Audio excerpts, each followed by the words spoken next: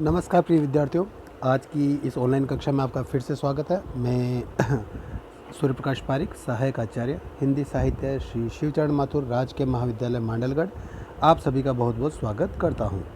तो आज हम लेने वाले हैं बीए पार्ट फर्स्ट की एक कक्षा।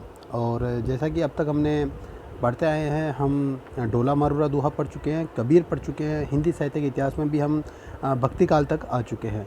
तो उसी क्रम में आगे जारी रहेगा कि भक्ति काल में हमने निर्गुण भक्ति साहित्य में हमने कबीर दास जी का अध्ययन किया था। और इसी क्रम में अगर बात करें, वैसे तो क्रम के रूप में बात करें तब तो जो हम पढ़ने जा रहे हैं वो निर्गुण काव्य में सबसे पहले आते हैं काल की दृष्टि से। किंतु हमने कबीर को हमने चर्चा की थी कि प्रतिनिधि कवि के रूप में हमने कबीर को पढ़ा था। आपकी जो पाठ्य पुस्तक है बीए पार्ट फर्स्ट में हिंदी साहित्य के प्रथम प्रश्न पत्र में प्राचीन काव्य जो पुस्तक है उसमें से मैं आपके लिए पीडीएफ लेकर आया हूँ और पीडीएफ के माध्यम से हम यहाँ पर पढ़ाई कर रहे हैं। तो आपके लिए भी यही निर्देश है कि आप इस पीडीएफ के साथ साथ पढ़ें, जो प्रमुख जो व्याख्याएं हैं उसको ध्यानपूर्वक देखें और मेरे साथ साथ में उनका अनुवाद करें।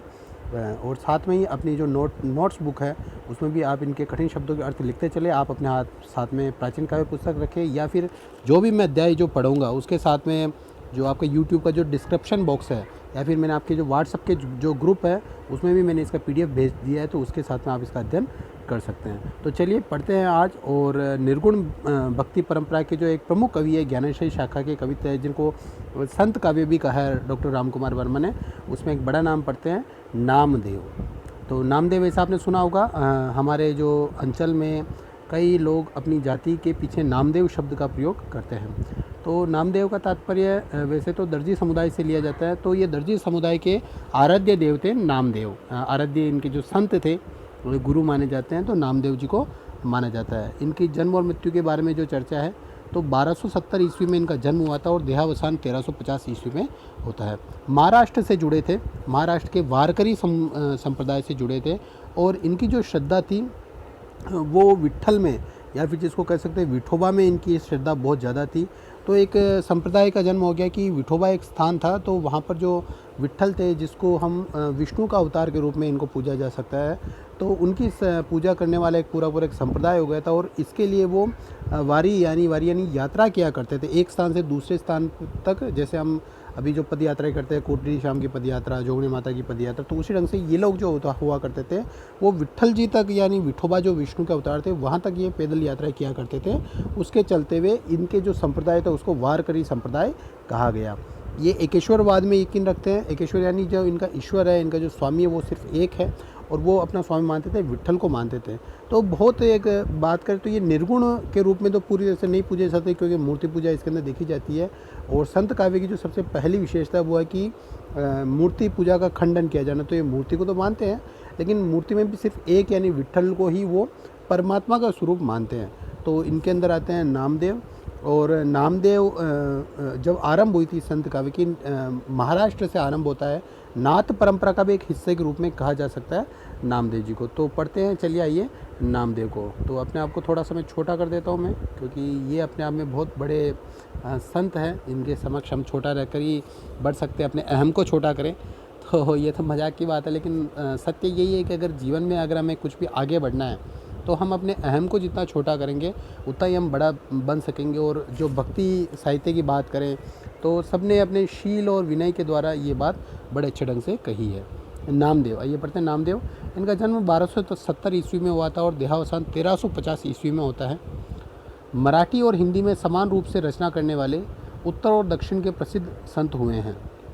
मराठी अभंग, अभंग एक तरह से छंद की बात की जा सकती है, जो इनका काव्य लिखा जाता है। जैसे हमारे यहाँ पर दोहा होता है, चौपाई होता है, तो वैसे इनके यहाँ पर अभंग होता है। तो हिंदी के पदों की समान रचना करके अपने जीवन काल में यशस्वी हो चुके थे। नामदेव द्वारा रचित एक अभंग के अनुसार, देखिए नामदेव हुए हैं, ज्ञानेश्वर हुए हैं, तुकाराम हुए हैं। ऐसा कहा जाता है कि जो शिवाजी थे वो अभंग के काफ़ी शौकीन थे। शौकीन मतलब खुद भी भक्ति प्रवृत्ति के। जो छत्रपति शिवाजी की हम बात करते हैं, जो मराठा शिवाजी की हम बात करते हैं, वो अभंगों के काफ़ी रुचि थे। जैसे एक बार वो पहाड़ों में छापामार युद्ध किया करते थे, तो एक बार अभंग सुनने की कहीं से उन्होंने सुना कि तुकाराम जी का अभंगों की एक पूरी एक गोष्ठी हो रही है, भजन संध्या हो रही है, अभंग संध्या हो रही है। तो उसको सुनने के लिए चले गए। तो चारों तरफ से आक्रमण हो गए थे मुग़ल सेना के, और फिर भी वो बच निकलते हैं। तो काफ़ी प्रचलन है महाराष्ट्र में, अभंगों का काफ़ी प्रचलन है। तो एक बार इसको देख लेते हैं हम। नामदेव द्वारा रचित एक अभंग के अनुसार इनका जन्म कार्तिक शुक्ल एकादशी रविवार 26 अक्टूबर 1270 ईस्वी को हुआ। तो डॉक्टर भंडारकर कहते हैं कि इनकी जो मराठी कविता है संत ज्ञानेश्वर की कविता से अधिक परिष्कृत और परवर्ती है, अतः इनका जन्म 13वीं शती में न होकर बाद में होना चाहिए, क्योंकि ज्ञानेश्वर है वो इनसे बड़े माने जाते हैं। ज्ञानेश्वर मात्र 5 साल बड़े ही इनसे माने जाते हैं। तो अलग अलग विद्वानों के अलग अलग मत आते हैं यहाँ पर।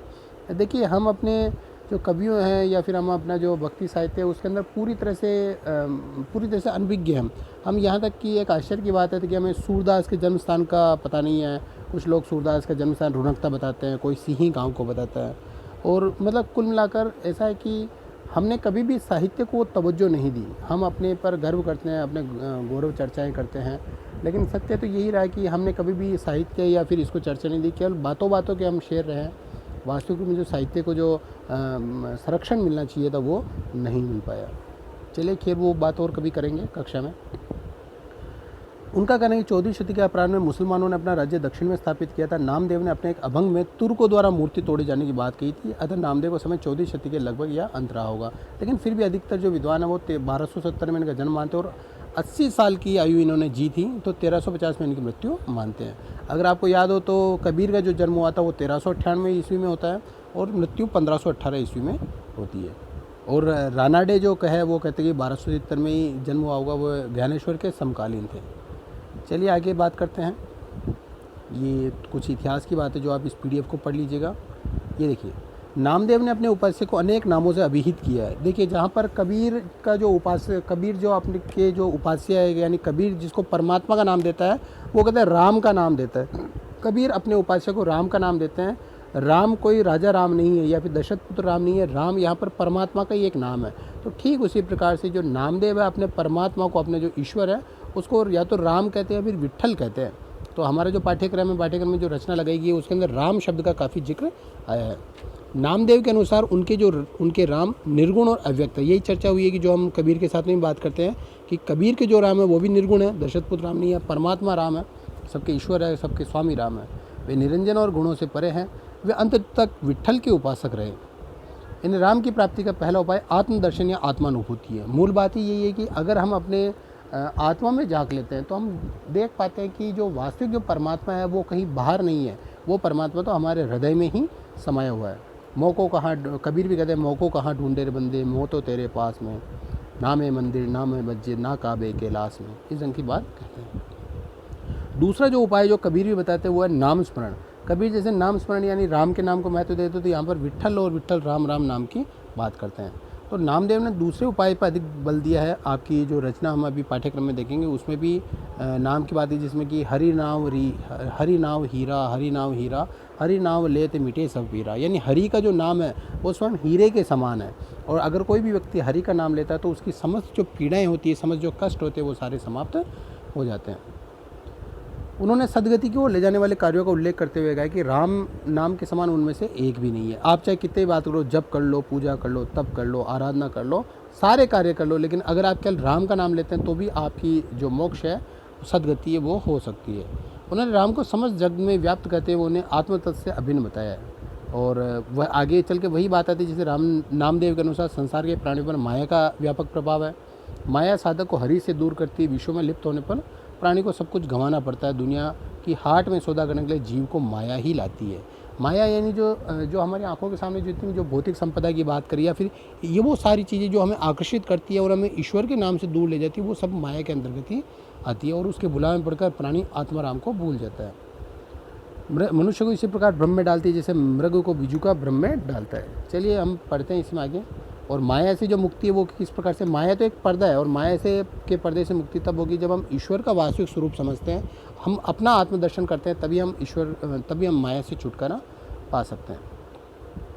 तो सत्संग का उपदेश दिया है और कहते ये सारी विशेषताओं के रूप में लिखी है। अगर के बात करें कि नामदेव की केंद्रीय भावना की बात करें, मूल समुदाय की बात करें या फिर हम बात करें काव्यगत विशेषता की, भाव सौंदर्य की अगर हम बात करते हैं तो ये जो हम सब कुछ पढ़ रहे हैं यहाँ से आरंभ करते हैं हम, तो ये सारी के साथ जो ये उनकी काव्यगत विशेषताएं हैं जो कवि परिचय में आपको देखने को मिलती है। तो जब आपका जो अध्याय प्रारंभ होता है उससे पहले जो कवि परिचय दिया जाता है वो काफ़ी महत्वपूर्ण। ये देखिए ये जितना भी लिखा हुआ नामदेव ने आत्मा और परमात्मा के संबंध को मेघ बूंद जल तरंग आदि नियमों से व्यक्त किया है और खुद को हरि के साथ में अपने संबंध को स्वामी सेवक माता पिता पुत्र सरोवर तरंग तरुवर पंखी के समान बताया। ये सारी विशेषताओं में लिखेगा।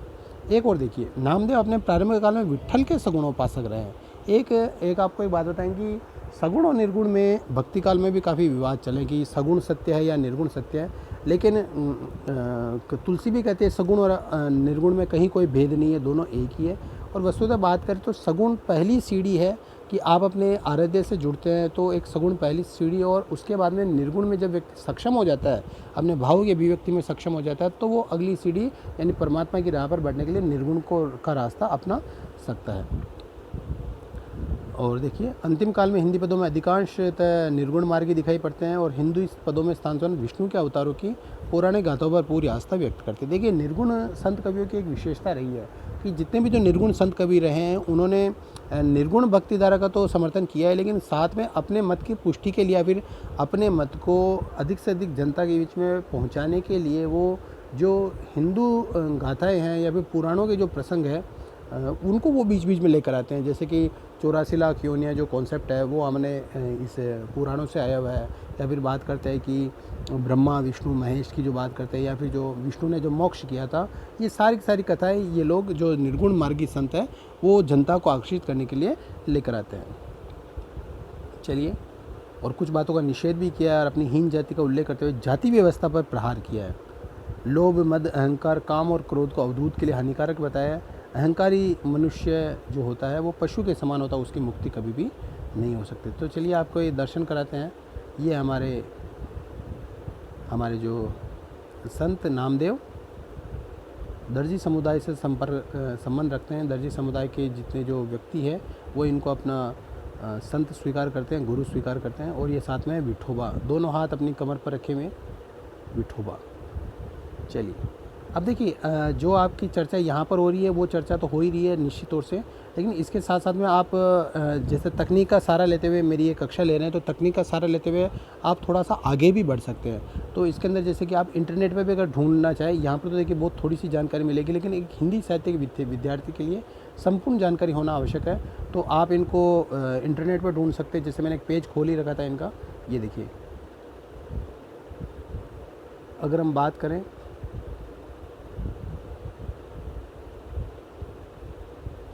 नामदेव, आपको सिर्फ डालना है नामदेव, आपने डाला यहाँ पर, और ये देखिए ये नामदेव की ये तो इमेजेज में आ गया। और अगर हम बात करें इधर कि सब कुछ अगर आपको चाहिए, विकिपीडिया एक साइट है विकिपीडिया, और विकिपीडिया में आपको अधिकतर सारी की सारी जानकारी मिल ही जाती है।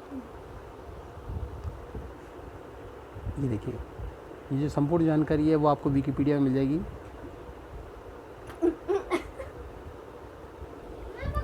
तो ये देखिए, ये पूरा परिचय आपको यहाँ पर मिल ही सकता है। नामदेव भारत के प्रसिद्ध संत थे। इनके समय में नाथ और महानुभाव पंथों का महाराष्ट्र में प्रचार था। देखिए, ये जो विकिपीडिया जो साइट है इसमें आपको एक अच्छी बात मिलेगी। जैसे यहाँ पर नाथ डार्क हो रहा है, तो आप नाथ को क्लिक करेंगे तो नाथ के बारे में आपको पूरी जानकारी आ जाएगी। ये देखिए, वैसे तो आप काफ़ी जानकार आदमी हैं, फेसबुक व्हाट्सएप को तो उपयोग लेते हैं अच्छे ढंग से, लेकिन मेरी राय है कि आप इंटरनेट का एक अच्छा उपयोग करें। ये देखिए, नाथों के विषय में जो आपको चित्र मिल जाएंगे, वीडियो मिल जाएंगे, बहुत सारी जानकारी मिल जाएगी। ये देखिए, नाथ मैंने आपको बताया 9 नाथ होते हैं, तो ये जो 9 नाथों की जो परंपरा वो यहाँ पर दे रखी है। मच्छंदर नाथ, ये सारी परंपरा आपको यहाँ पर देखने को मिल जाएगी।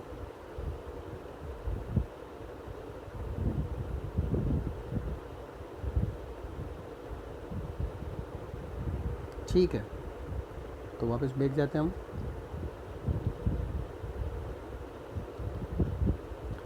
संत नामदेव ने विश्वभा खेचर को गुरु के रूप में स्वीकार किया था। ज्ञानेश्वर के समकालीन थे और उम्र में उनसे 5 साल बड़े थे। यहाँ पर नामदेव को 5 साल बड़ा बताया। देखिए, मैंने आपको जो बताया था कि वारी पंढरपुर ये जो विट्ठल थे विठोबा, वो पंढरपुर में इनका मंदिर था, और ये पंढरपुर के लिए जो वारी किया करते थे और आज भी करते हैं, इसलिए इस वारी यानी यात्रा करने वाले संप्रदाय को वारकरी संप्रदाय कहा जाता है। और काल निर्णय की बात करें तो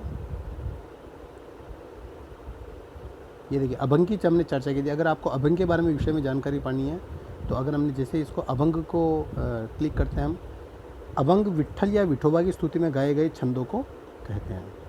इस प्रकार से पूरी जानकारी आप यहाँ पर प्राप्त कर सकते हैं। चलिए, तो मेरा कहने का उद्देश्य ये है कि आप जब भी कभी किसी कवि को पढ़ें, किसी लेखक के बारे में जानकारी ले, तो इंटरनेट पर उनके बारे में और अधिक जानकारी आपको प्राप्त हो सकती है। तो ये इस ढंग से थे हमारे नामदेव। चलिए फिर से हम अपने विषय में आते हैं। नामदेव प्राचीन काव्य है। तो आज हम इनका एक छंद पढ़ते हैं। जैसे मैंने बात की थी, नाम स्मरण का काफ़ी महत्व बताया गया इसमें। तो नाम स्मरण यानी यहाँ पर ये देखिए, पहला जो अभंग है, अभंग के रूप में इनकी रचना लिखी गई कि देखिए, हरि नाम हीरा, हरि नाम हीरा, हरि नाम लेत मिटे सब पीरा। यानी हरि का नाम हीरा है। जो ईश्वर का जो नाम है, यानी नाम स्मरण को एक दुर्लभ औषधि बताते कि हरि नाम हीरा, हरि नाम हीरा, हरि नाम लेत है, यानी हरि नाम के लेने से मिटे सब पीरा। समस्त प्रकार की जो पीड़ाएं हैं वो शांत हो जाती है, समाप्त हो जाती है। मनुष्य के सारे सारे जो कष्ट है वो समाप्त हो जाते हैं। हरि नाम जाति, हरि नाम पाति। हरि नाम ही जाति पाति है।